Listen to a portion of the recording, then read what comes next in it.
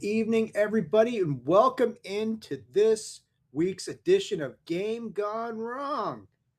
I'm not even going to put a question mark on it anymore, Tony, because it's going right. We got another big week of House of the Dragon to talk about this week as we got to the penultimate episode of season 3 of House of the Dragon. It all went down, and they put the dragon back in House of the Dragons this week, didn't they, Tony? I mean, that It's a kind of a very, big. very dragon-esque episode, if you will. I'm okay with that. It was very dragon centric, and I'm okay with that too, since that is what the show is about. Supposedly, it's about dragons, and yeah, man, we got all sorts of dragon action going on this episode, man. And man, first off, the elephant in the room. There is nobody with no shirt on here today again. DJ is he's shirtless somewhere, but it ain't here, Tunny. He's got an Um, NXT show to go to tonight. yeah, that's true. I guess, man. I guess we I'm can just let saying. that go. Yeah, they don't show up as much as they used to. So that's cool. But yeah, Deej is not here tonight. He does have an NXT show to go to. I think he's like one episode behind us too, but he'll get caught up. Hopefully, and I'm really going to press on his ass this week. You got to be here for the season finale, man. I I mean, would it's imagine got. he'll. I hope we'll find a time next week, one of the Yeah, days. So. yeah, yeah. But of course, that is not to say. I mean, look, the man, the myth, the legend himself, PC Tunney is here tonight to help me out. Yeah, you. That's right. Yeah, PC Tunney, the commissioner of all things chair shot related, here tonight to help break down the penultimate episode. And for those of you who aren't so versed in the English language, penultimate means next to last. I'm just gonna get it out there, man. People accuse me of using big words and shit, so I just want to get that out there. um, Tony, I want to go to you first on this one. Your overall thoughts on this episode. I know we thought, oh, big battles and all sorts of stuff going on, and there was some of that, but your overall thoughts on this episode and where we left off heading into the season finale. The pieces on the board started moving, right, and they started moving all over the place. And we're gonna account for all those moves. And it was nice to see a progression in nearly every single storyline. To be honest with you, right? Like Yeah. every like aspect of anything that's going on, something happened. It was like a Friday episode for a daytime soap opera where nothing really happens Monday. Like if you have a daytime soap opera and you know the characters and you just watch Fridays, you're fine. It's kind of like wrestling. If you just watch they do such a good job with the vignettes of recapping what happened the last Yeah. month. If you do watch that, you're pretty much caught up. But this was so great because everything had subtle and some not so subtle progression. Yeah, there was not a lot of wasted motion in this episode. That's for sure. Everything had a purpose, everything had a plan. And where we leave off at the end with one of the most dynamic and stunning scenes in the history of the series so far. It was just like, wait, what? Um, we will get to that, of course, as we move along here today. For those of you guys tuning in, watching us live, feel free to jump in the chat. Let us know what's going on. Hit that like button while you're out here. If you like what you're watching, it does help the algorithm and lets the people know that we're doing something right here on Game Gone Wrong. But yeah, let's look at this episode kind of main big picture sort of focus to start off with. Um, the episode title is The Dragon in Winter. Now, I'm not sure exactly which dragon we're talking about, but I think the big thing about this is the dragons return, and the dragons are the biggest focal point of this episode. I mean, everything really revolves around the dragons, and the dragons are central, and the dragon riders are sort of on the periphery, but they become a big part of this whole story as we move forward here on episode 7 as well. But the dragons, they're not just the weapons. There's the emotional bond. I mean, whatever I want to say about the dragon riders, that critical bond between the dragon riders and the dragons is it's ever present in this episode, and you see it all over the place. And I mean, we've spent several episodes talking about the insurgency, the murders of the Gold Cloaks, Ormond plotting, Aegon in exile with Alice, Rhaena hiding out. Aemon is, recovering. Oh, no, I'm sorry. Aemon is at Harrenhal with Alice. Aegon is in exile. Um, we all get this wild stuff, and then we get the big reveal of like a dragon that's a prominent part of the books. And I know, like last week, we had somebody in here last week who was asking us about the books, and we have a big kind of like sort of a divergence from book to screen on this one. Um, and then just the shocking return of a dragon that we thought we'd never see again. So Rhaenyra still has the throne, but episode 7 starts to show, this perceived advantage that she has in sheer numbers of dragons and dragon riders, starts to whittle away in this episode, right, Tunny? Sure, it technically, right, but can all these other people get their shit together? Is the questions to be answered at this last episode, I think, and or maybe it becomes a bigger question as we head into the final season. Um, Hopefully that's sooner than later. Hopefully we get that by 2028. Yeah, yeah. I mean, jeez, who knows when they're going to start filming that? Probably sometime 2027. I'd say we'll get it 2028 will be a good time for this final season to return. I think that's what they're projecting. So we're going to be waiting a little while, but let's get into this episode. Let's start digging into this thing because there's a lot to cover. Um, we'll start off talking about Helena and Dreamfire, and this is the dragon that. So this is straight from the book. Okay. In Fire and Blood, Helena is a dragon rider with a serious bond to her dragon, which is called Dreamfire. But the show kind of took a different approach to this, and Helena fears what the dragons do to people and to the world. So, um, this show kind of presents Helena as someone who shares Viserys. Viserys was always kind of, concerned about dragons and that sort of thing. So she's sharing that concern about dragons. Um, she thinks, okay, these are too powerful, they're world altering. And, Helena's kind of a simple person. Um, but, you get this scene in the beginning of this, which is Helena, who's a dreamer, and she has this visions like sequence in which she actually gets on Dreamfire in the dragon pit. And she watches this dragon just unleash all fucking sort of hell and dragon fire on all these small folk. Well, Um, she commands it too. she does. That's right. She's the one who commands it. So, um, and in this moment where you're looking at this, and she's kind of been so averse to wielding that sort of power, um, visually, it's a thrilling moment because you actually get to see this dragon that a lot of people who are fans of the books have been waiting to see for so long, Dreamfire. Um, but from the emotional standpoint and the jarring nature of this is really a not so subtle slap in the face because you get to see Helena dragon riding, and she's not liberating anything, but she's part of the tyranny of everything that's going on all around her. So, Helena is in this rare position that she's a Targaryen, um, but she kind of understands the true nature of dragons better than a lot of the other ones. A lot of the other ones look them as simply for power, prestige, your prophecy, your lineage, that sort of thing. But Helena looks at these things as like, well, they're a temptation. They can be escalation. We've talked about so many times how dragons are like weapons of mass destruction. And she knows better than anybody. It seems like they are really kind of an apocalypse with wings, and it's a really cool scene. And I mean, when I first watched it, I'm like, what the fuck is going on here? But then you realize once you start digging into it and you start looking at the lore of the books, oh my god, that's Dreamfire, that's Helena. She could be a real problem if she decides to embrace, if the emperor gets to her, Tony, and she goes down the dark path, that could be problems for people.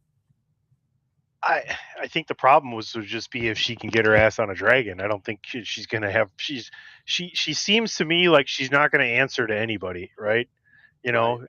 Once she's given that power, she's been through so much. So whose side would she be on is really interesting. Everybody that's even on her side has betrayed and lied to her, right?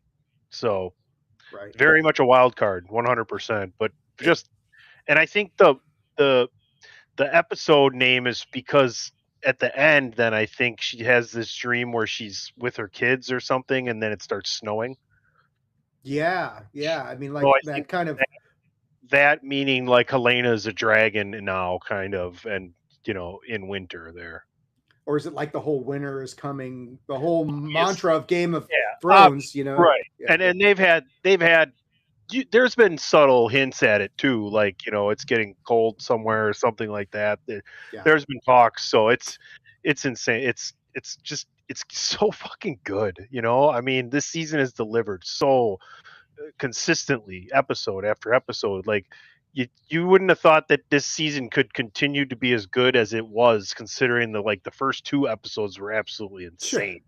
I right. mean, one of the greatest two episode opens for any series I can imagine, regardless of genre. Yeah, So, they've and done. let me just say this though, before I forget, Pimp Bandwagon Nerds, Dave's going to be gone this week, out on assignment, so it's going to be Patrick and I, and we're going to do like a Bandwagon Nerds 5 and 5, our Mm, our top five shows all time, and then like bottom five shows, like, or I might be like Lock and Key will go in there, even though I like the beginning of it. The end of it kind of ruined it, so I might go in that direction. So tune in. Scrubs Um, is making your list for sure. So no, not I see. I never really watched Scrubs. I kind of watched a few episodes. That's it. So I'm going to keep it more. I don't want to give anything else away, but Chairshot Media, YouTube live, 2 p.m. Eastern yeah, Sunday, and then Chairshot Radio Network Monday morning. yeah. So had to plug that real Well, quick because obviously this will be my number one series of yes, all time. I consider everything together: Game of right. Thrones, 7, 9, and Dragon. 7-9. By the way, by assignment, Tunny means I am escaping the heat and going to the coast. So Hey, with the wife, she's wanting to get the hell out of town, and I am going to say, "Let's go, baby."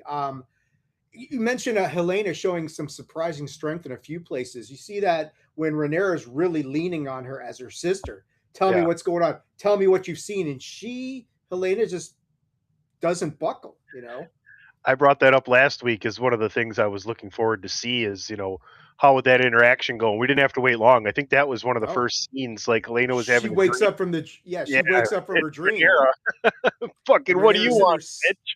staring at her. Hey, what are you doing over there? Yeah, you did not have to wait long at all to see that kind of come to pass. So yeah, that's some cool stuff and a nice homage to the book. The book's right there at the beginning of this, which we did talk about a little bit last week. The book versus what's on the screen, and here's one of those interesting moments where you get something from the book presented in a different sort of way, and I'm okay with it. I mean, it's kind of cool. Um, I mean, all right. So I don't know how we want to do this, but you know what? Let's instead of saving the very end for the very end, what do you say we kind of like let's talk about Aegon, right? Let's reverse this and talk about this at the front end, just I just to I switch it up. I literally was like cheering for him. God, Yes, because of yes, how and everything went down, and like I literally remember thinking to myself, "You are smiling and standing up, yelling yes." For someone that you've ultimately despised and is the complete opposite of who I've been rooting for the entire time. But right, the way it happens and the way everything goes down and the callback to how he thought his dragon was actually alive the first time he came by, and the yeah, fact that he makes the smart enough move to say, you know what, at least I will die like a king by my dragon, and they can tell yeah, stories about yeah. that instead of the other shit. And now, I mean, honestly, dude, I was cheering like Zack Ryder won the fucking ladder match for the IC Or title at Chelsea WrestleMania. Green I won mean, the title at yeah, SummerSlam. like Yeah, I was. It was really awesome. I yeah. mean, So oh let's talk about Aegon because this is, and I mean, and you're absolutely right. You come to the point where somebody who you have absolutely despised for 2 and 6/8 of a series, and you do find yourself kind of cheering for him in this moment, and then you get the big payoff. I mean, in the most unexpected way. So Aegon's on the road. He has spent most of the season broken, humiliated, hiding with Laris. listening to Thailand, all this other stuff, trying to decide, am I still a king or am I just a burnt, crippled man with a lost crown? So in episode 7, they realized that forces loyal to Rhaenyra are coming this way. And there's no way to escape. There's no way to get to where they're going. So they're presented with a choice. Um, Essentially, he can run with Laris and go, and they can get away. And if he goes with Laris, he's going to get away. But Aegon makes the the heroic choice to stand his ground. Like you said, Tunney, he decides, I'm going to die as a king, right? And so he's going to make this stand, and Tyland decides to stand with him because they know, because they specifically mentioned Tyland by name. They're looking for Tyland Lannister, so he's obviously not going to run. Laris, of course, takes the coward's way out. He's like, I'm out of here. I'm a cripple. There's nothing I can do, which is probably true. Okay. So we get to the climactic moment of this episode, which, yes, for those of you listening that just tuned in, no, you haven't missed anything. We're just covering this here because I don't know, it kind of makes sense, to talk about Aegon here before we get into some of the weirder stuff of this episode. So, Aegon stands his ground. These guys are mocking him, and it seems like he's going to die the same way Cole did. Hopefully, not, with an arrow to the face. He makes his final defiant speech, and you're like, yeah, boy, go get him. And this force that's arrayed against him, they start to cower and they start to back away. And Aegon thinks it's his words that have had this massive impact upon these people, and they're scared of him as a king. And you see this motion going on behind him. And you realize, okay, it's a dragon. Now, the first thing that jumped in my mind, Tony, was Vhagar. I said, Vhagar is coming to rescue. Did you think the same thing? I was gonna jump in on you a couple of times as you were going through this, and I'm like, and then I'm like, I see where he's going. I'll wait till he gets there, and that's it, the first thing I thought was Vhagar. I'm like, oh shit, and like, I thought Vhagar was drawn to Aegon because Aegon was exuding that confidence that Aemon would have, right? And was like, Yeah, hey, and even that, like, I'm sure Vhagar knows who Aegon is, right? Like, we talked sure. about how smart the dragons are. Well, Like, they know. think about it. Vhagar presumably killed Sunfire and Aegon. So, it was Vhagar on Aemond where they took them south. But So I thought Vhagar was coming to help Aegon, though. that's what I That's did too. I yeah. thought, because what is actually going on was so far removed from my mind that I did not think this was remotely possible. And they But told us too. They told us when he came through and visited the dragon. He's like, "You're still alive," right, and Laris is like, "We gotta fucking go." yeah, And that or you're moment, they kind of did have to go in that moment. yeah, or you're gonna rot with him, that sort of thing. And I mean, looking back, hindsight, Sunfire did kind of look more like sleeping than dead. But what happens is, in this whole thing, what we thought was Vhagar is Sunfire. Aegon's dragon is not dead. Now he's badly disfigured. He's been badly Just, burned. He's a just beat like up his rider, dragon. just like He his rider, Aegon. just like his Same rider, thing. exactly.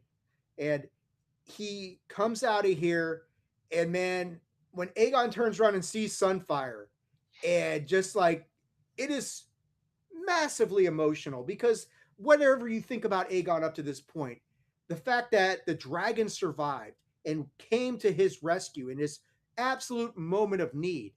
And it doesn't matter how terrible a person Aegon is. And I think we've established that, right? Everybody's basically told him to his face, you are a terrible person and a terrible man. Sunfire doesn't give a shit about any of that stuff. Um, Do you think Aegon's changed though? I think like he's always gonna he's a Targaryen. He in his mind is the king. He's always gonna have that. But I think he has become a slightly better person for what was I said to him, and because the way he went about just taking it, he just took it, he and it's like, okay, I you know what? There's maybe things I can do better. We'll see.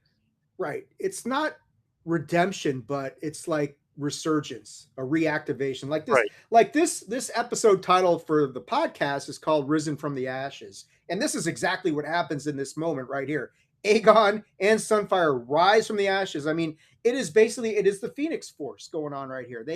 Aegon is reborn in this moment. He is once again a dragon rider. He's got some power. He is not this powerless cripple Does anymore he out here.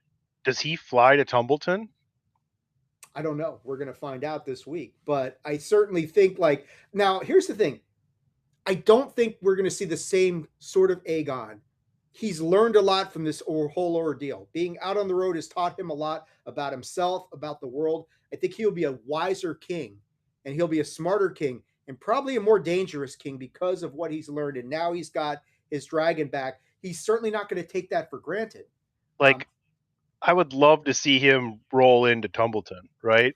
He yeah. would have well, he'd have a new dragon he'd have 2 people that can ride dragons. Technically, we'll get to who the, other person is that, you know, switched over to the NWO here this week. But I would love to see the interaction between Aegon and Ormond's cards being completely unshuffled because I think Darren would absolutely rejoice in the fact of Aegon showing up and cling to him and be like, because he doesn't want to be a king. And we're going to get to all that too. I know that's what happens when we start at the end. We kind of cover everything there, but Well, those yeah, yeah. interactions would be something I would love to see next episode. And yeah, I mean, I'm I, jumping the gun here, but that's No, where no, we're at. it's perfect because I think it just makes a little bit more sense to go at it this way because there is so many things you can plug into this. So I think the big thing that we see as this episode goes along, Sunfire surviving. This changes the board. We talked about the pieces on the board moving. Now we're changing the board completely because when you start looking at the math of the dragons, Rhaenyra's had this big advantage, or so she thinks. But now you've got this problem. Now you've got the greens, the blacks are one thing, but now the greens, I mean, whatever's going on with the greens is another story. But you've got Aegon and Sunfire, they're still there. And Rhaenyra has no clue. She thinks Aegon is dead or that Sunfire is dead or that there's no chance of any of that stuff coming back. Aemond is Aemond. Vagar's still out there somewhere. She's doing her own thing. No one knows what Vagar's purpose or where exactly she is. And they did confirm this episode. It's a she. They said she several times on this episode. So Vagar is a she. You got Daron and Tessarion. So they're sitting over there in Tumbleton. And then, as we'll discuss at the end, you've got a heel turn, or Why don't could we be a just face turn. yeah, why don't we just go backwards in this episode? I Because mean, the next smartest thing from where we are, it started with the grand finish was that yeah, Ulf turned. Ulf turned. He yeah. was WCW and now he went NWO. Let's talk about Ulf. So, and I think we've been building to this, so there's no real surprise that Ulf the Sure. White turns against Rhaenyra, and Ormond is smart as fuck because he plays into this perfectly. They're sitting around the fire, and Ormond is saying, the way Damon humiliated you, the way Rhaenyra's court treats you as a tool rather than a noble equal.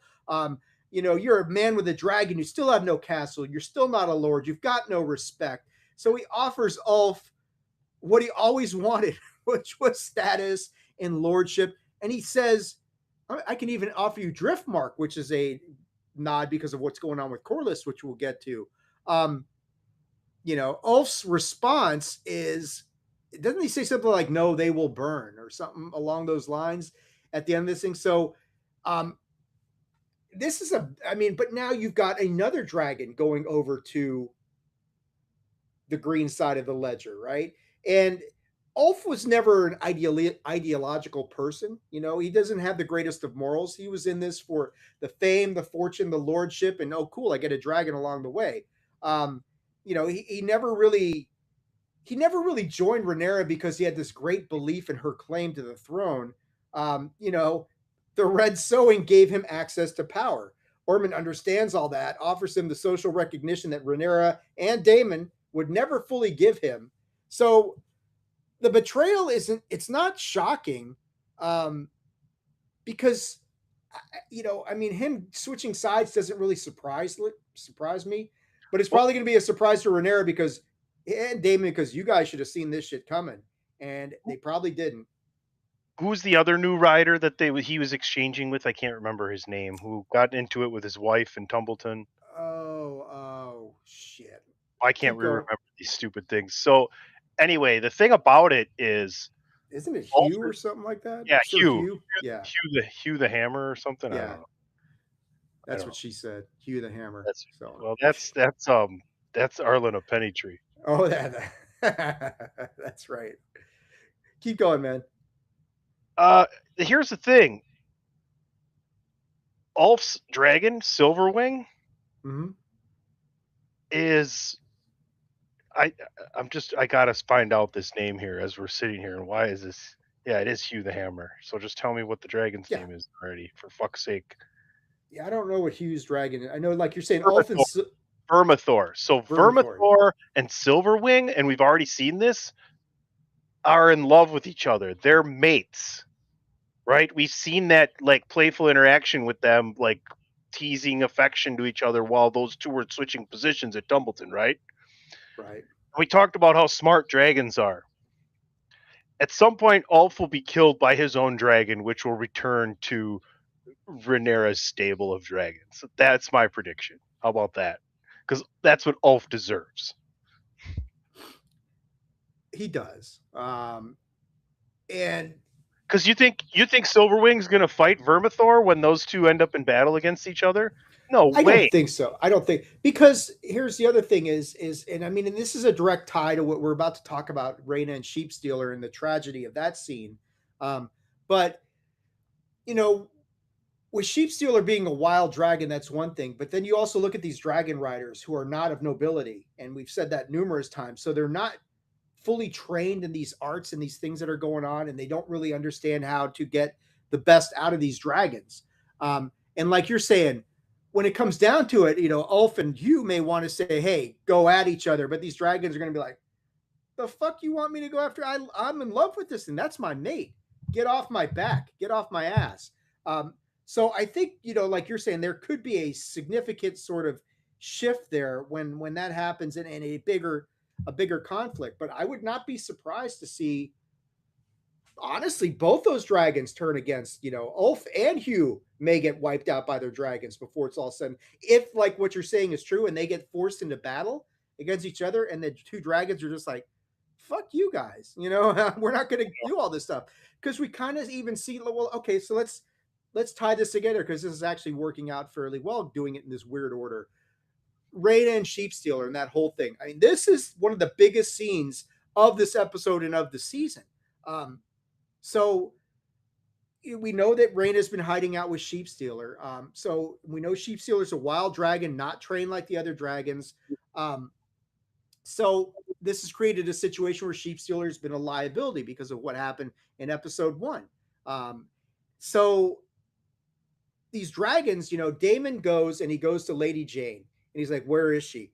And she was spotted. Bela and I think Moon Dancer spotted her and that sort of thing. So Damon wants to go and find out what the hell's going on with his daughter.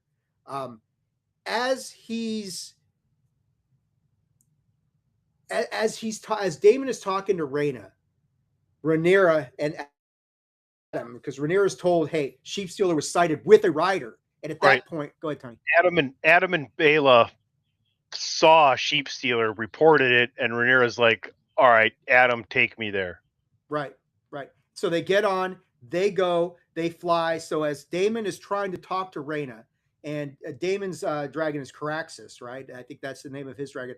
And and Correct. you and you see it here where he's having a little bit of difficulty. Caraxes is much better trained and knows his dragon rider much better. But even Caraxes is having a little bit of some, not defiance, but some concern, because hey, there's a wild fucking dragon across from me. I need to be on guard about this master.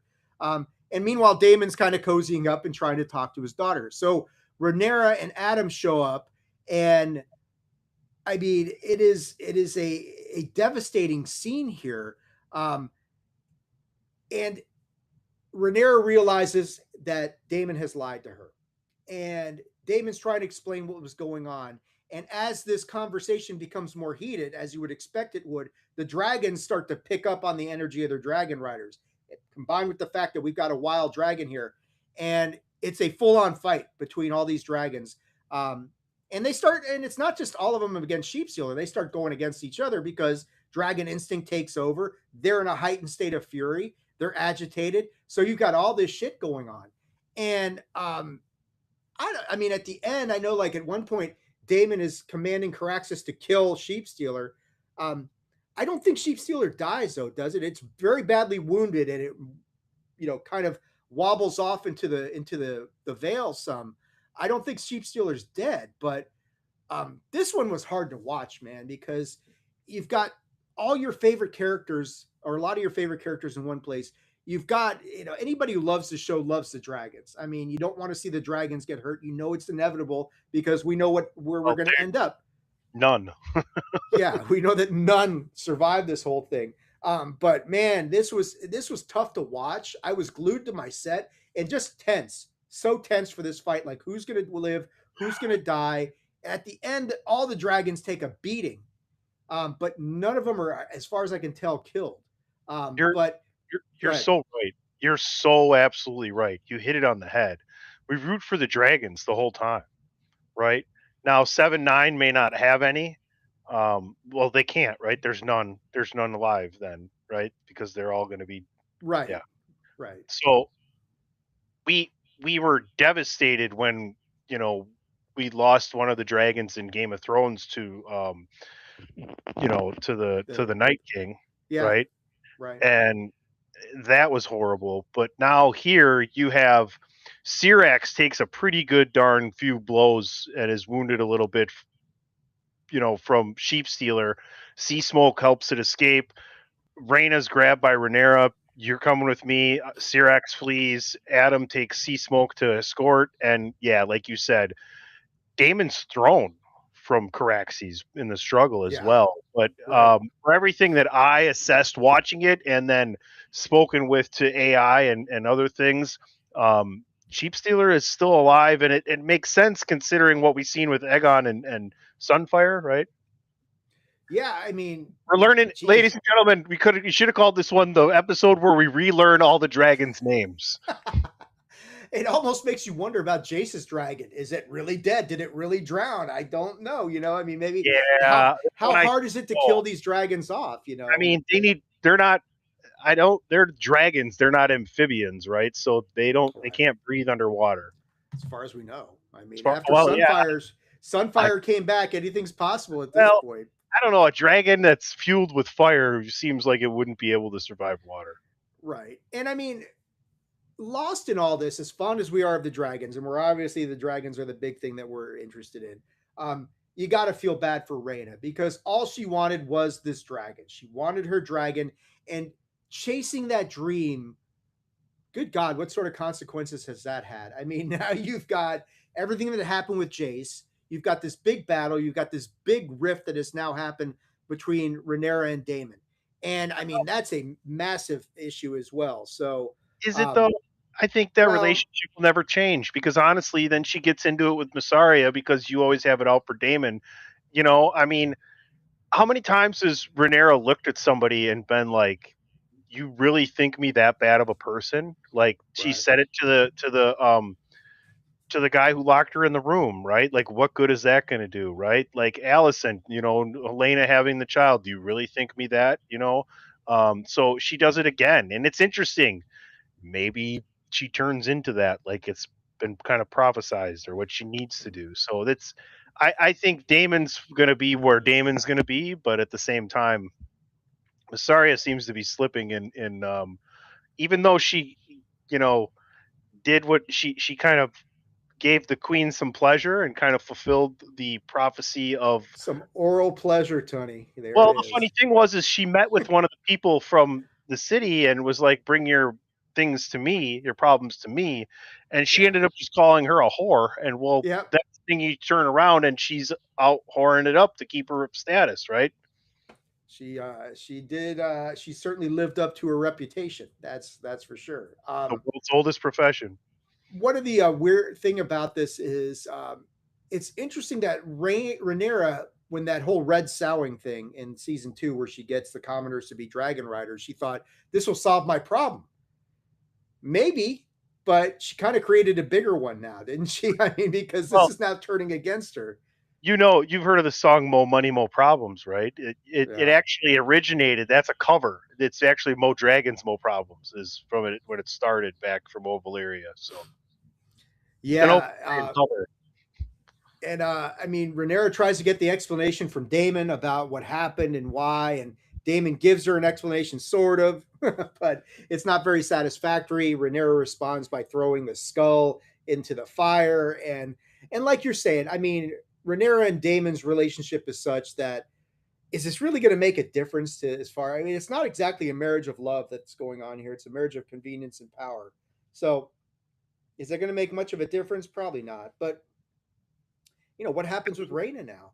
Well, she doesn't have anything bad happen with Raina. She's just like, here, go sit in your room until I figure it out, And Yeah, I think one of the most touching parts of this season was Bela coming in. You could tell right away. Bela was just like, I am so fucking happy to see you. You don't yeah, even know. And Raina really needed that. So she did. it's just it's too bad that she didn't just go and when the first time she saw Damon and was just like, "Hey, here's what happened. I'm scared shitless." Instead she's out looking for Vagar, getting herself caught. Lady Jane's had enough.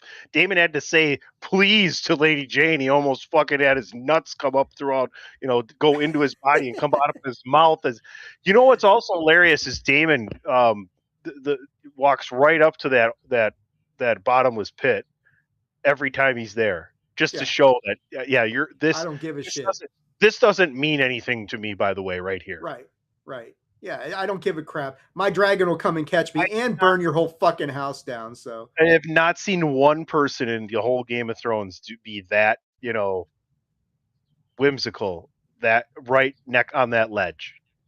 yeah, yeah, he doesn't care. And that's one of the things you got to respect about Damon is like whatever he's convicted about, what his conviction is, he just Yeah. doesn't give a shit. So he's gonna do that.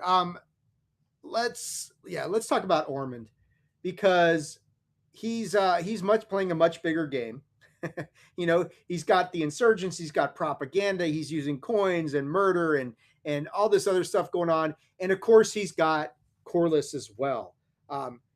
Now, if Ulf is truly with him, um, the balance of power shifts to him a little bit. But it's funny. He's using Corliss, and this is an interesting point as well, where he cuts off Corliss's finger with the ring on it and sends it over to Adam or Alan, excuse me. And The funny thing is that happens after the dinner, and we don't even. I don't. Was there attention paid to it at the dinner at all? Like there was no showing of it. He didn't have a hand wrapped or anything. I don't think. no, yeah, Unless he I decided did. to do it afterwards because he asked to be dismissed from the dinner. Yeah, I mean, he did ask to be dismissed. He wouldn't eat, and they were and I mean, and Orman was talking all that shit too. He didn't want to hear that. He couldn't yeah, do nothing about it. yeah. I mean, whatever Corliss's issues have been with Rhaenyra, of which there have been plenty this year. Um, he was not embracing or entertaining any of the bullshit that Orman was trying to sell him. And I think, like you're saying, he ends up getting a finger cut off and it gets sent back to his son. And at that point, you realize, okay, now they're going to think the sea snake is dead. Obviously, Orman is saying, well, as he makes I that promise, no, Ulf, I don't that think that's death. I think that's prisoner. We have this person. Here's proof that we have this person. Otherwise, true if it send was going to his be for they send death, his head. yeah, exactly, Okay, exactly.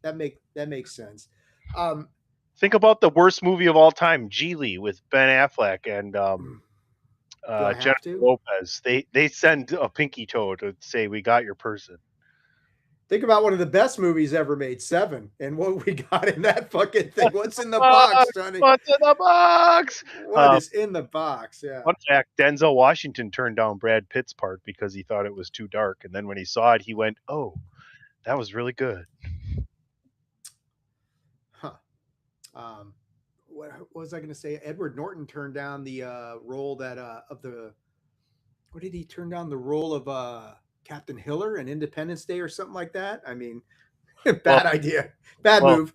Speaking of that, Will Smith turned down The Matrix. That actually worked out pretty well, I think. I So think people would have. I think people would have been. I don't think it would have been as well received considering he had already been doing Men in Black, right? yes, Okay, yes, so that's kind of. right. Anyway, back to dragons. Sorry about that, folks. No, We no, are yeah, that we are bandwagon nerds at heart, by the way. we're just nerds in general. Not Yeah, even bandwagon, very, just nerds. very nerdy. We're nerdy. So the game that Orman's playing here is and it's so funny because he's been so so anti-dragon to Daron, right? Even though Daron has his own dragon, but Orman keeps preaching how the dragons are all corruption and they're just power unchecked, and it's a absolute power corrupts absolutely, and all this bullshit. And then what is he doing on the side as this is all going on? Accumulating dragons. So it's like what a lion sack of shit, but What what smart, what did we smart. say about Orman though? He is who he needs to be around whoever he needs to be when he's around whoever, right? He Right, changes all the time, right? And then if he gets pissed off, he does it behind closed doors with people, like that. Otherwise, you want to appease the Tumbletons. You want to make sure your warriors are good, great. You want to steal somebody from Rhaenyra? Oh, I love dragons. You want to keep your nephew, I think it is. Daron. Yeah, I think. It's Orman Allison's cousin, though, right? I think so. Yeah. And it'd be like your second cousin, basically, would be her son, I think, something like that. But you want to be keep him in a check in a different way. I hate dragons, right? Be fearful because if you use your dragon, you have power over me now. Right. So it's all Orman being whatever Orman needs to be for whoever he needs to be it for, in my opinion. Yeah, I agree with that. I mean, and Orman's an excellent manipulator. He's really good with He's a moving chameleon. his own piece. Huh? While in a world of dragons, he's a chameleon. It's very true. He changes his Not color to bad, right? match the situation. I like that, Tony. Very well done, sir. Thank you. Excellently well That done. was at the bottom of my third Miller Lite, by the way. Okay, only your third. Okay, so Yeah, by I the went. time you get, by the time we get to this end of this episode, Tony will be sauced up enough to really make some truly remarkable analytical decisions. Oh But boy. yeah, um, so let's go into the Amon Alice, this fucking crazy weird, Oh my I, goodness. dude. All right, so this whole thing starts off with Amon waking up and his mother shows up, and he starts fantasizing that he's getting it on with his mom, and they're going all the way, and she's like, I'm in this moment, I give you a son. And then he realizes and I don't know, was that Alice really writing him, Tunny, or That was he was dreaming Alice. that? So as Alice was trying to like, I think Alice was getting on him while he was in bed. He's still kind of recovering or whatever, and Alice was the one doing it. But in the middle of the dream, that's kind of where that went. So Mm-hmm. that's why it was so shocking to him once he realized it wasn't because it's funny. Like he really wants it until he actually thinks he's having it. Do you know what I'm saying? Like before he left for Harrenhal, we talked about the very uncomfortable kiss, right? Because that's what he Yeah. wants. But in that moment of him having it and waking up and realizing it's Alice, I think he realizes because of the future actions we're about to talk to, the very near future actions, that it's not something that he actually wants. Right, right. And I mean, and then like right after this moment, he goes and he runs out, and then Allison is actually really there. Yes. And talk about some shitty timing, and Allison, she quickly realizes they had that dinner together, and Allison quickly realizes that okay, Alice is playing him. Well, Um, you missed a couple parts. well, okay, fill it in. Go In ahead. chronologically, though, right? Because before the dinner, she's walking with him and tells him this big story about how she got there. And Yeah, then before the dinner, doesn't he kill the guy that brought her he there? kills the guard. Yeah, Yeah, and yeah. And he's like, and "Sorry, there's things here that I only trust family." Right. So I right. just thought that Yeah, was important that her no, her her sword to accomplish what she's trying to accomplish, she's still trying to accomplish it, is now gone. right. But she is going to find the dagger on that dead body of the guard. And as she's doing it, she sees these flowers. And these flowers are a key aspect of what happens with her.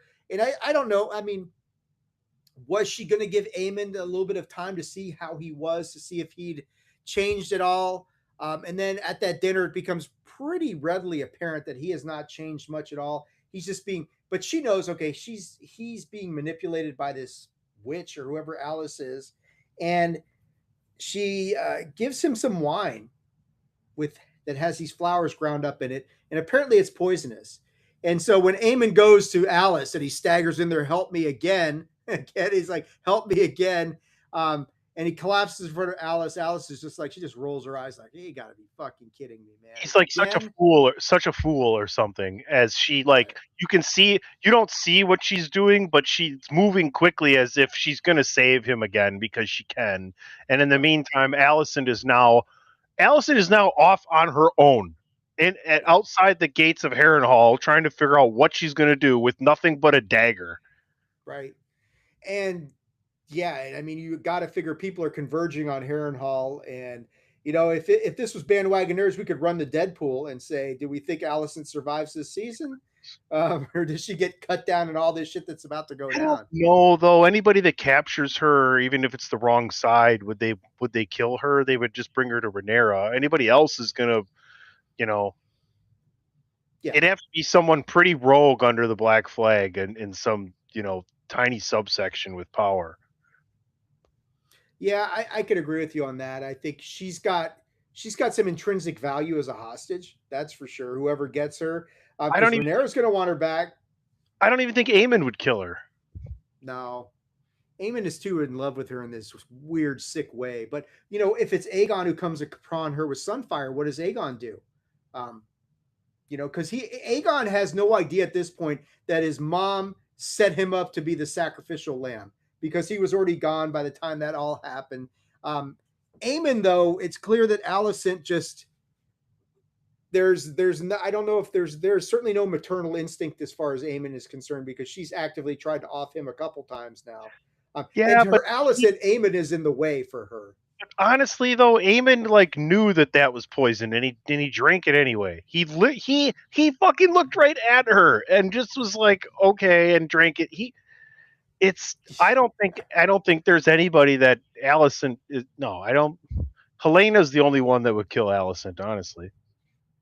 Yeah, And Allison's doing everything she's doing to save Helena's son. That's not born yes, yet, right? yeah, Isn't it weird? it is very strange. But man,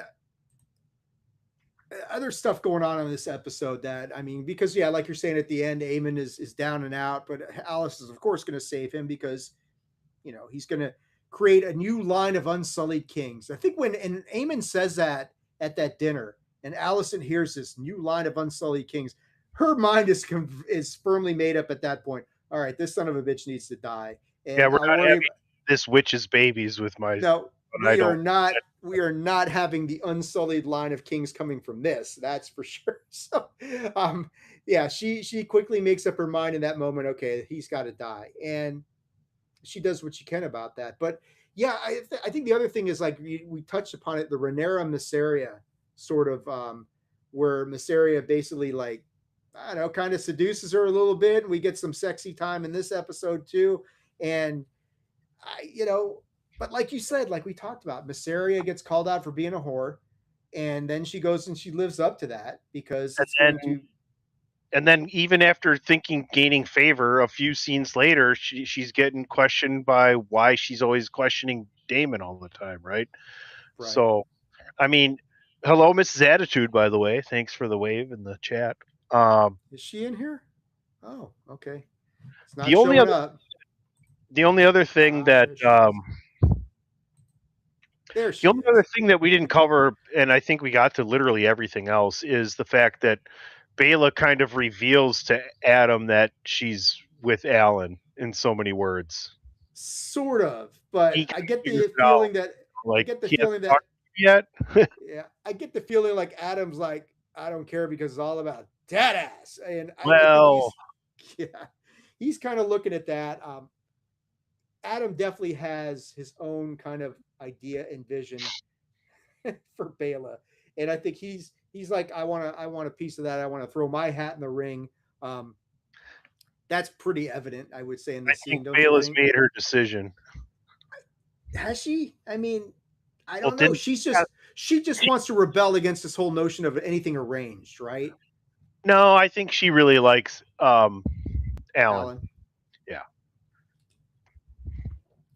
She does, but what does getting Corliss's finger in that box do to Alan at this point? Does he just charge headlong into battle, which leaves the door open for Adam?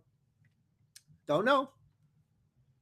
I mean, yeah, I suppose you could end up with a like a Matt Hardy Edge situation where you know Matt Hardy's off fighting the battle Or like, while Edge yeah, and Lead are out riding dragons together, helping out, right? So that's what we're kind of call it, riding dragons, exactly. I don't know. So, I don't think so. I think Bela actually likes Alan, and I think they'll oh, end up. I absolutely agree with you. But I mean, could we look like, I mean, we're bringing a lot of other movies into the conversation, like Pearl Harbor, right? When Ben Affleck goes and gets shot down, and then who's it, Josh Hartnett slips right in there, and they all fall in love and all that kind of stuff until Ben Affleck returns, and it's a big clusterfuck. And then the Japanese launch their war. But are Well, we going to get something like it when Alan goes off to fight in what the war? And but then what's again, the oh shit? What's the Tom Hanks movie on the island with Wilson? Castaway. Yeah, well, if we're gonna get cast away, he's cast away, and then he comes back, and Helen Hunt's with some douchebag, but she's still driving the truck around. I mean, come on, what are we doing here, huh? Yeah, what are Hey, we doing here? but Ron's no, I back. Brought it back with him. Come on. but I mean the thing is, Alan's going to go fight in this war that's coming up. Adam's one of the Dragon Riders, so he's going to fight in this war. So maybe nobody's left at the end of this thing, and Bela ends up Oh, with an arranged Adam and marriage Bale anyway. have kind of been like partners in Dragon Ventures, right? As Yeah, far as she'll be with them. Rhaenyra's like you two go. Yeah, you two are my big right hand man. Well, they're their most they those two are her most trusted considering they basically do exactly what she tells them to do. No one Yep. else does, right? Hugh the Hammer is not as experienced as them. Well, Adam maybe. Well, that's hard to say. But Hugh's got the whole thing with his wife. Ulf's gone. Damon's Damon. Here we are. Damon is at this point. Would you say he's probably the biggest wild card in all this? Because I really don't know what Damon's going to do, No, but I think it I mean, involves Dragonfire. I guess that in the way of like not a wild card, and you know where he stands, right? More than anybody else, he's going to battle for Rhaenyra till the death, but sometimes he's going to do it what he believes is right as opposed to what she believes is right. So truly, he thinks he's kind of king over, I don't know. It's a weird dynamic, but it is what it is. He's Yeah, been able to he's manipulate her since it was not even since Emma they were Darcy, kid. since it was Yeah, Millie, when it was Millie Alcock, I think was the first when it time they was had an interaction. back when it was Supergirl. That's right. They were he was It was manipulating. Supergirl. He was manipulating her back then quite a bit. But yeah. I mean, I think like you're right. He will fight to Rhaenyra to the bitter end, but he's going to do it his way, and that way may not jive with what Rhaenyra wants. And I think that leads to wherever. I mean, the preview for this season finale looks like a big battle is going on. So we're going to start the season with a big battle, and it looks like we're going to end the season with a big battle as well. I think we should be on the precipice. We should be on the precipice of battle when we end it with a big interesting reveal on who's aligned with who. I don't think we get to it. I think that's they started this season with the Battle of the Gullet. We can start next season with something. Hey, let's reach to the next step. The only thing we didn't mention was Rhaenyra. The other thing I thought of was Rhaenyra in the meeting with her council. The master of coin is like the only Yeah, reason you hired me was to stick it to me, and she's like, yeah, that's not my problem. And then to get rid of Lady Frey, she's like, you can have Harren Hall. Go ahead, go back there, go away, get away from me. she's like, I can. This is the greatest, this is the Like, best thing yes, I've heard go, all bye, day. yes. As long as you shut the fuck up and leave right now, you can have it. Bye. Yeah, get the fuck out. Go take the castle. It's all yours. I've had I'm enough of down. your fucking Yeah, shit, cunt. I'm Lady Frey, and I'm out of here. But yeah, like you're saying, the Master of Coin is not happy with his stature and his standing because he hasn't solved the cash flow problem, and Rhaenyra's calling him out on that. And it's like, well, somebody's got to be the scapegoat, and that would be scape meet goat because that is you, sir. Yeah, But I, as far as the season finale, I think there's going to be, I don't know about full on battle. Certainly, we're going to get a skirmish, a big skirmish out of this. And I mean, if you watch, because I know you don't usually watch it, but the preview for episode 8 sure looked like a big fight's going on. Now, is it a full blown battle of the gullet type of scenario or just something local? Are they battling for Harrenhal? Are they battling for Tumbleton? Don't know what it is. Could be both, but that'd be a much broader, much bigger conflict. I tend to agree with you that this whatever's going to happen is going to bridge between the end of season 3 and the beginning of season 4, this big battle. And if it is a super big battle that we're getting here at the end of season 3, then they're going to do that. It's going to be it's going to end on some cliffhanger. Somebody going to die, Tony. Somebody going to die in this season finale, and it's probably going to be somebody important. And I don't know who, but um, I'm hoping it's not Damon, but I'm a little bit worried about what he's going to do in the state of mind that he's in, where he's, had a lot of his judgment questioned. He's had his integrity questioned, which it should be. I mean, let's be honest. If there's somebody whose integrity should be questioned, it's probably Damon. But he's going to be a loose cannon in this season finale. Now, where does he go? Who does he fight? I mean, I would not be surprised for Damon just to do what he thinks should have been done in the first place and burn Tumbleton to the ground. Say, fuck it. This is what needs to happen. Do we see something with, kind of mostly a battle that ends with mostly unresolved kind of Oh, sure. status, but Sure. then the last thing we see, the end of season 3, Aemond on Vagar. That would make sense. I mean, right at the Aemon on Vagar, Aegon on Sunfire, and the brothers fucking unite to turn the tide. I Because I don't know. I mean, how did they get around that whole thing? right, have we told the end of Aemon's story already? Do we leave him just where he is? Does you not even see him in episode the finale? I don't know. I mean, Is there any of these how? things that just get left out? Like we talked about how Sure. we covered every single storyline almost, right? Right. I mean, okay, we won't see Sheep Stealer in this last episode. That's not happening. I don't even think we're going to see much of Reyna in this last episode. Um, Rhaenyra for sure, Damon for sure, Aegon. That's the thing. You have Is it's like you have to see what's going on with Aegon. you would have to. Aemon, you may be right, and I mean he may be recovering, and you don't like. Maybe this season ends not with Aemon flying into but like Vagar showing back up at Harrenhal and Aemon reuniting with her. That's a distinct possibility. Aegon and Sunfire, does I mean, dude, think about it. Aegon could end up at King's Landing with Sunfire and say, "Give me Why would back my he? fucking throne." Oh, there's no, that'd be dumb because he doesn't know about any of this stuff. And at the least, he knows Syrax and Caraxes are there, right? And he doesn't stand a chance with a half wounded, not full strength Well, dragon, that's which I true. don't and which I don't think Sunfire is even as big as Caraxes, so he wouldn't even be the biggest um dragon in the Well, like you're I saying, don't and it's think he's so. operating at 50%. So yeah, that's not a Because good odds. I think Sheep Stealer is the second biggest dragon next to Vagar right now. Might be, might be. But I mean, Sheep Stealer's operating at maybe 60%. So Unless it's Vermithor. Vermithor would be the bigger of the two dragons between Ulf and Hugh, right? you got We me, know man. Darren's dragon is not very big. No, she's a baby mostly. Um, well, not a baby, but a younger dragon. So yeah, I my best guess for the season finale is it's the fight at Tumbleton. Harrenhal wouldn't make any sense because there's really nothing left there. And if the final scenes are any indication, it's a big battle. The only place you're going to get that is a fight at Tumbleton, All and right, then here you want to play the Deadpool? Here's who dies: Lady Frey at Harrenhal, probably or do the Freys actually take over Harrenhal? that's a good question. Were the Freys in charge of Harrenhal in Game of Thrones? Well, what does Walder Frey say? You're dead. Your sons are dead, and I'm the Lord of Riverrun. So So maybe maybe she doesn't make it to Harrenhal, and she just stays. She goes to I River. don't even think we see her in this episode, to be honest. But Well, um, the fact that she's going to Harrenhal and Harrenhal's a big part of the episode, though, probably. yeah, yeah, maybe, but they might save that for season 4. I think most of it's going to be on that battlefield, that big fight that's going to take place for Tumbleton.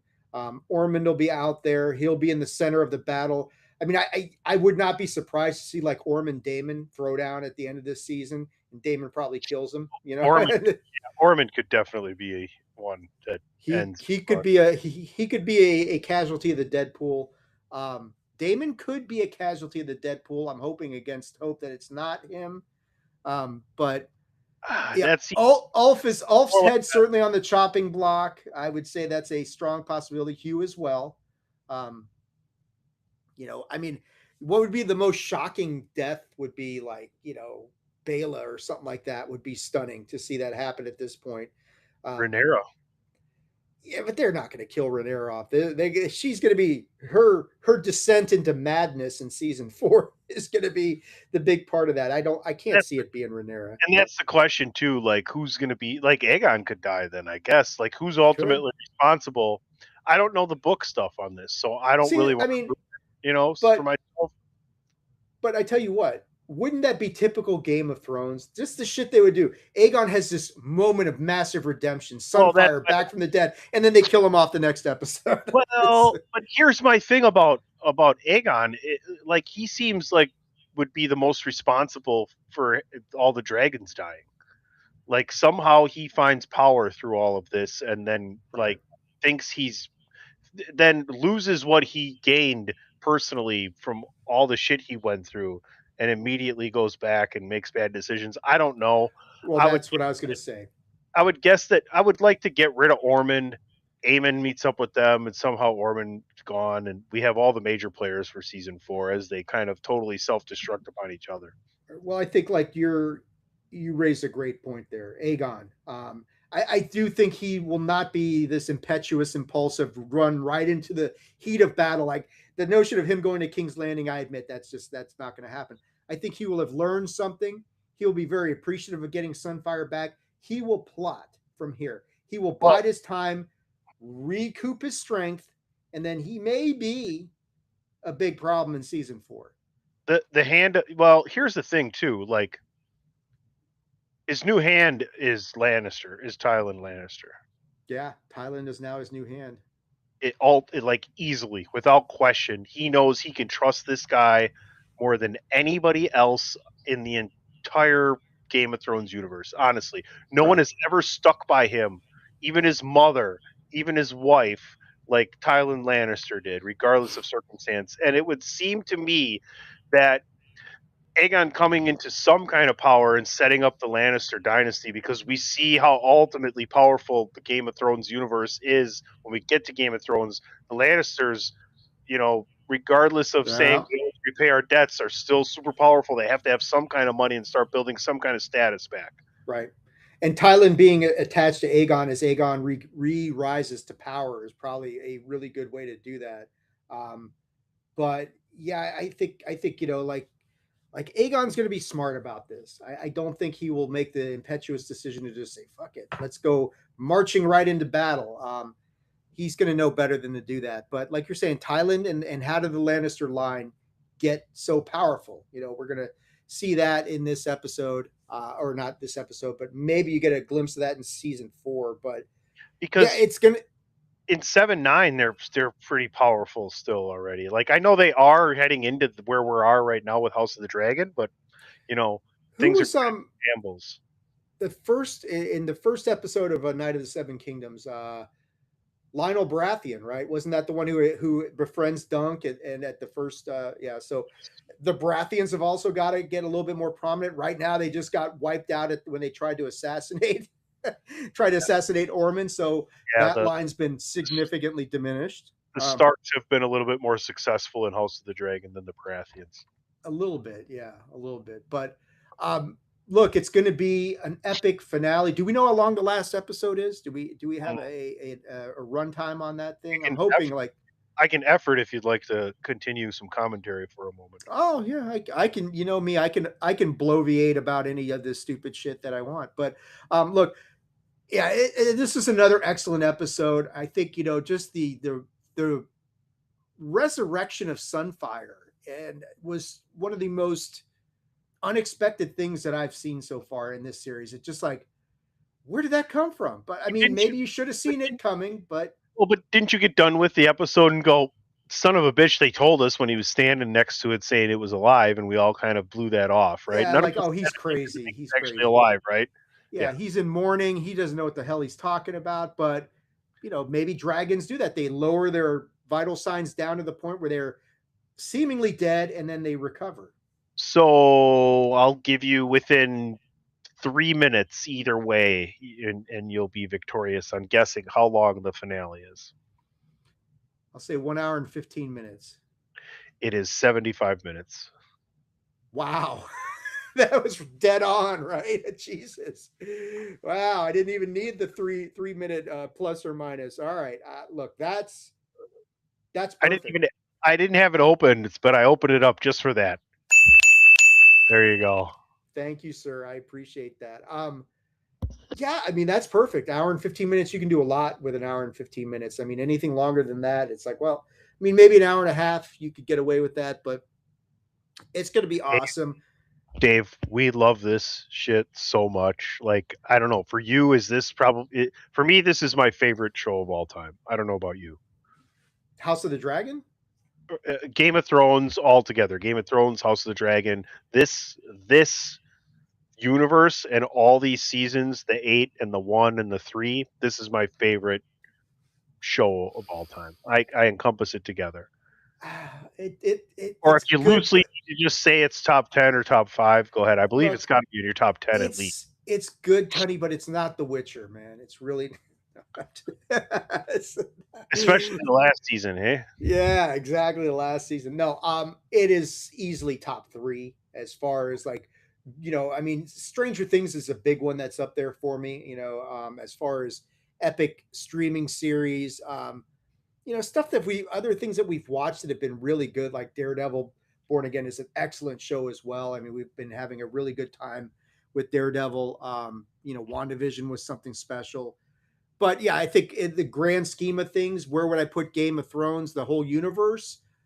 Oh, sure. Top three for sure. Easy. And it may be number one. I'd have to think we got to see how this It, turns out. But it like battles with like I'm talking just overall shit that we watch, not just streaming. Like to me, it battles with like the MCU and the Star Wars universe yeah, I mean, like, and Seinfeld. Like I'm talking right. like overall. Like that's why I bring it. I mentioned that like sitcom just because I'm talking everything. You know, Yeah. it's I it's mean, I think, number one for me. there's, there's certainly people out there, and I would not begrudge them this, who would say X Files is number one. I think that's a valid argument to make. Whatever But floats your boat or finds your lost remote is completely fine with me. Whatever cranks that's the wheel, no big deal. But I'm just saying, it's always interesting to hear people's things, and there's a couple of them that would be number one on people's list that I've never watched. right, Breaking Bad, The right. Walking Dead, Walking right? Dead. I mean, there's a couple of big ones I haven't watched, but it's just this is so fucking good. It Yeah. really is. The actors, the performances, the storytelling, variating from the book enough just to kind of have those people who know that involved. Keeps And them it, guessing. It keeps yeah, them guessing. Yeah, and I mean and that's good. I mean, if you are a diehard fan of the books, um, then it's awesome because they do keep you guessing here and there and deviate just enough that to make it interesting, and they don't deviate so much that it ruins the substance and the spirit of what's in the book. So next week's the end of the line for the show and for Game Gone Wrong for a while. Until next year when House of the Dragon, House of the Seven Nine Kingdoms returns. Yeah, exactly. We'll have to see what happens, but it's been a hell of a run. Hopefully next week, I think DJ just sent us a text somewhere. I'm hoping the shirtless one will be back next week. we'll make Um, it happen. We'll figure it out. I'm going to start getting on his ass right about now, saying you have to be there for the Yeah, season finale. he's at his NXT house show. He's ready Okay. to go. He's got great seats. I bet she's got a shirt on too, but Well, for now, maybe. for now. He doesn't, um, he doesn't want to take attention away from that young NXT talent, So that's true. he's a veteran himself. He'll behave. That's true. That's true. That's true. Well, the end of the line is next week. It should be epic. Until then, Tony, your final thoughts and where can people check you out on social media, man? No, I don't think I can put the show over any more than I just did, saying it's like my favorite stuff of all time. PC Tunney, right over there. Chairshot Radio Network, new podcast, radio style every morning. All your favorite streaming platforms. Chairshot Media, we just dropped on YouTube. DWI podcast 531. DP and I went over an hour and 45 minutes, Dave. I was there for it, I sort appreciate of, it. You were. sort It of. was great. No, and the funny thing is those chat drops, as you know, come in like 15, 20, 30 seconds later than you actually put them in while you're Yeah, listening. So it's hard to always go back and forth, but I always appreciate you showing up. We had to play the soundbite for you. I Um, we, appreciate that. but we had a good time. Yeah, it was one of the longest shows we ever did, and it went by really fast, kind of like Spider Man when we went and saw that. So I might go see the Odyssey tomorrow. We'll see how that It's Odyssey goes. good. It's I really know. good. We'll see what happens. But follow me at PC Tutty. That's the best thing. And Uh, man, I love what we're doing here. This has been one of my favorite, podcasts to do. The Game Gone Wrong. So next oh, week's it's epic. next week will be bittersweet because it'll be awesome, but we'll be sad to see it go for a That's while. all But right. That's all right. it's all right. It's all right. It's all right. As for me, for those of you who tuned in live here today, thank you so much for tuning in. Please make sure hit that like button, subscribe, hype, leave your comments, that sort of thing. And make sure you tune in next week for the season finale of House of the Dragon. But in the meantime, if you want to interact with me, the best thing to do is go right here to the website, attitudeofaggression.com. That's where all the podcast episodes are for the three main series, the Attitude of Aggression Wrestling Podcast, this show, and of course, Unidentified History will be coming back pretty soon with some more breaking down. I got a fifth file drop today that I got to go and dig through, but I have no strength for it right yet. Exactly. Not wearing the crown yet. Also, please go and check out the Attitude of Aggression on YouTube. And like I said, if you go there, please subscribe, hit the like button, comment, hype the videos when you can, if that's even an option for people who are smaller in stature like us. But until next week, it'll be me, it'll be Tunny. DJ will be back with no shirt on, we're hoping. Um, and we will break down where it's all going to end next week. Who's going to live?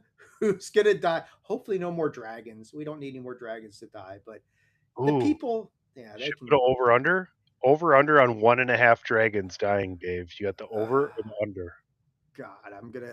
I maybe Moon Dancer or something. I don't want her to die, but I we'll said see one how and a it goes. half. So you're going under. I'm going under. One, I'm one going dragon will die.